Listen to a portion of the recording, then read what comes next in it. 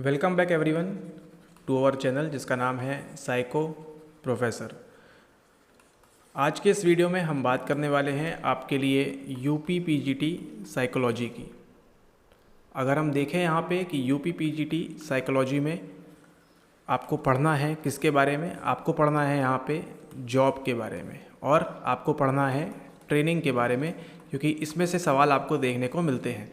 तो जॉब में हम बात करें, जॉब के अंदर हमको जिस चीज़ को देखना है वो है जॉब क्या है। जॉब है आपका एक प्रकार का कार्य, मतलब एक ऐसी जगह जहाँ पे ये आप हैं पर्सन ए, एक ऐसी जगह जहाँ पे ए से लेके जेड तक के पर्सन विभिन्न वैरायटी के अलग अलग टाइप के किसी एक विशेष जगह पे काम करते हैं, जिसे हम ऑफिस कह सकते हैं, ठीक है, या कोई सभा कह सकते हैं, ठीक है, या कोई ऑर्गेनाइजेशन कह सकते हैं, या कोई फैक्ट्री कह सकते हैं।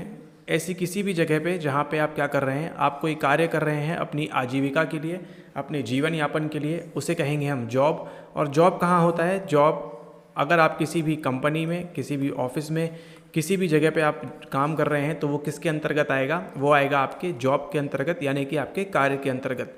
तो ये डिपेंड करता है प्रत्येक व्यक्ति क्यों काम करता है। वो काम करता है मनी के लिए। मनी से उसको क्या मिलता है? उसको मिलता है वहाँ पे रोटी, कपड़ा और मकान। ये बेसिक आवश्यकताओं के लिए वो कार्य करता है। और जब वो कार्य से क्या हो जाता है, जब कार्य से नाखुश होता है तो वो अपना ऑफिस, अपनी कंपनी, सब चीज़ बदलने का ट्राई करता है, ठीक है। तो नाखुश क्यों होता है? क्योंकि वो जो कार्य कर रहा है वह उससे क्या है, नहीं है, वह उस कार्य से संतुष्ट नहीं है। और जैसे ही संतुष्टि हट जाती है जीवन से, आपको क्या लगता है? आपको लगता है अब है ज़रूरत किसकी?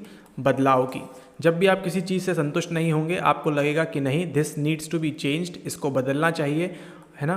और फिर आप क्या करेंगे? आप कार्य 2 की तरफ जाएंगे।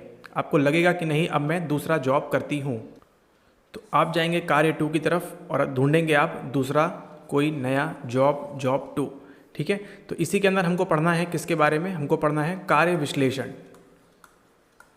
कार्य विश्लेषण के बारे में आपको पढ़ना है सिलेबस के अंदर, यानी कि आपका जॉब एनालिसिस। जॉब एनालिसिस के बारे में पढ़ना है। साथ ही साथ आपको दूसरी चीज़ जो पढ़नी है वो है ट्रेनिंग। 2014 में जैसे ही मोदी सरकार आती है, अलग अलग स्कीम्स लेके आती है, n नंबर ऑफ स्कीम्स लेके आई, और कहीं ना कहीं उन्होंने किसको बढ़ावा दिया? उन्होंने उद्योग को बढ़ावा दिया, है ना, इंडस्ट्रीज़ को बढ़ावा दिया, MSME सेक्टर को बढ़ावा दिया, ठीक है, और जो छोटे सेल्फ एम्प्लॉयड लोग हैं जो खुद का बिजनेस करना चाहते हैं उनको भी बढ़ावा दिया, ठीक है। लेकिन उन्होंने एक जगह और बढ़ावा दिया। वो कहाँ पे दिया? वो दिया वर्कर्स को, ठीक है। तो जो उद्योगों में कार्य करते हैं, कार्य क्या हो गया आपका? जॉब। तो जो जॉब कर रहे हैं वर्कर्स, कहाँ पे? किसी भी ऑर्गेनाइजेशन में, है ना, वहाँ पे क्या दिया? उनकी स्किल्स का प्रोग्राम दिया, है ना, स्किल्स एंड ट्रेनिंग प्रोग्राम हम कह सकते हैं। स्किल्स एंड ट्रेनिंग प्रोग्राम लाई मोदी सरकार कई जगहों पे, मतलब सभी जगहों पे, ठीक है, ताकि हम क्या कर सकें, हमारे जो वर्कर्स हैं, वो जो कार्य कर रहे हैं, उनका क्या हो, उनको ट्रेन किया जा सके, है ना, उनको ट्रेनिंग देना चाहिए और उनकी स्किल्स को क्या देना चाहिए? उनकी स्किल्स को बढ़ावा मिलना चाहिए, ठीक है। तो इसी बढ़ावे के लिए उन्होंने क्या किया? ट्रेनिंग प्रोग्राम्स लाए। और वही ट्रेनिंग जो टॉपिक है, किसी ऑर्गेनाइजेशन में किस प्रकार की ट्रेनिंग होना चाहिए, यानी कि किस प्रकार का प्रशिक्षण होना चाहिए, यही हमारा है टॉपिक हमारे यूपी पीजीटी के लिए, ठीक है। यूपी पीजीटी साइकोलॉजी मनोविज्ञान के लिए ट्रेनिंग भी हमारा टॉपिक है, यानी कि प्रशिक्षण को भी हमको पढ़ना है इसके अंदर, ठीक है, ओके। तो अब सवाल ये उठता है, ट्रेनिंग किसको देंगे? ट्रेनिंग देंगे हम वर्कर्स को, और हम देंगे हमारे जो एम्प्लॉयज़ होते हैं उनको, है ना। एम्प्लॉय आपके, मतलब हम किसकी बात कर रहे हैं? कर्मचारी। जो कार्य कर रहा है, जो कर्म कर रहा है, वैसा चारी, यानी कि कर्मचारी को क्या करना है? हमको प्रशिक्षण देना है, ठीक है, ओके। तो अब हम देखते हैं प्रशिक्षण की डेफिनेशन क्या, किस प्रकार से हो सकती है प्रशिक्षण, अर्थात किस प्रकार से हो सकता है। ये क्या होता है? ये एक प्रकार का अधिगम है। ये क्या है? ये एक प्रकार का अधिगम है जो किस प्रकार से है? स्ट्रक्चर्ड है ना। कि सबसे पहले क्या करेंगे हम? जो एम्प्लॉय है, जो कर्मचारी है, सबसे पहले हम उसको ए वर्क देंगे, then second, then third, then fourth, then fifth, then sixth.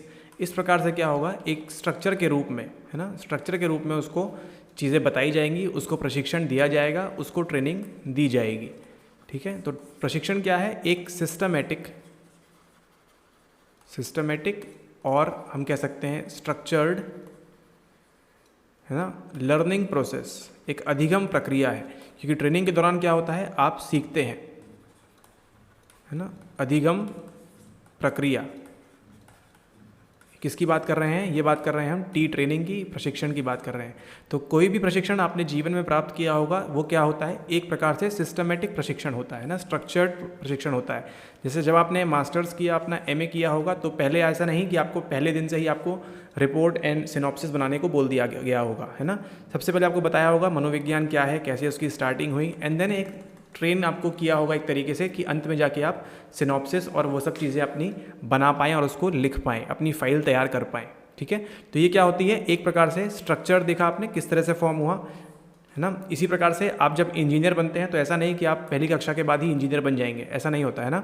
आप पहली कक्षा में ABCD सीखते हैं, देन आगे चलते जाते हैं, फिर मैथ सीखते हैं, फिर साइंस सीखते हैं। इस प्रकार से जाके अब 12th के बाद आपको इंजीनियरिंग की पढ़ाई की जाती है ताकि भविष्य में आप एक उज्ज्वल इंजीनियर बन सके, है ना। एक प्रकार से देख रहे हैं क्या चल रहा है, स्ट्रक्चर चल रहा है। ठीक इसी प्रकार से जो उद्योग धंधे हैं वहाँ पे क्या होगा, इसी प्रकार से वहाँ पे हमको वर्कर्स को प्रशिक्षण देना है, उन कर्मचारियों को प्रशिक्षण वहाँ पे उनको देना है, ठीक है। ओके, तो एक प्रकार से क्या कह सकते हैं हम, स्ट्रक्चर्ड लर्निंग प्रोसेस, ठीक है, किसके अंदर, आपके ट्रेनिंग के अंदर। एक और टॉपिक आपको जो पढ़ना है अगले लेक्चर में उसकी हम बात करेंगे, वो क्या है, वो है आपका जॉब सेटिस्फैक्शन, कि जो अभी आप कार्य कर रहे हैं उससे क्या होनी चाहिए, आपको कार्य संतुष्टि होनी चाहिए। ऐसा नहीं कि आप मजदूर हैं, आप मिल में लगे हुए हैं, 15 से 16 घंटे काम कर रहे हैं और आपको सालाना आपको 1,20,000 के ऊपर आपकी पेमेंट नहीं जा रही है, ठीक है। और ना ही आपको कोई छुट्टियां दी जा रही हैं, ना ही आपको बोनस दिया जा रहा है ना। तो इससे क्या होगा, जो कर्मचारी है वो क्या होगा, कभी भी सेटिस्फाइड नहीं होगा, ठीक है। ओके, मिलते हैं आपसे अगले लेक्चर में। Thank you and have a nice day ahead.